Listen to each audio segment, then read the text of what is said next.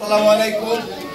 আজকে আমরা একটি খুব আনন্দময় দিনে আজকের এই দিনটি যার উদ্দেশ্য করে আমরা এই আজকের এই অনুষ্ঠানে আসতে পেরেছি।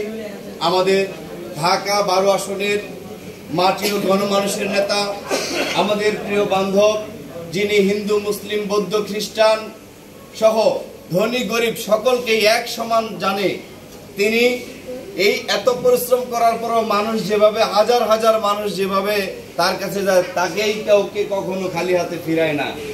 কিন্তু বাস্তব এই ঢাকা 12 আসনের সৃষ্টি করেছেন আমাদের প্রিয় গুণমণি, যিনি আমি আরো এখন তো দাড়ি মোজ পাকিয়ে গেছে, যখন মোজ জ্বালায় নেই তখন তিনি আমাকে আদর স্নেহ করে, যিনি আমাদের বীর মুক্তিযোদ্ধা জননেতা আসাদুজ্জামান খান কামাল, মাননীয় সফল স্বরাষ্ট্র মন্ত্রণালয়ের মাননীয় মন্ত্রী, আমাদের প্রিয় গুণমণি, আমাদের নয়নের মণি জননেতা আসাদুজ্জামান খান কামাল এমপি মহোদয়ের পক্ষ থেকে তার কর্মী আমাদের সুফিয়া সুলতানা আপার শুভ জন্মদিন উপলক্ষে সবাইকে শুভেচ্ছা অভিনন্দন।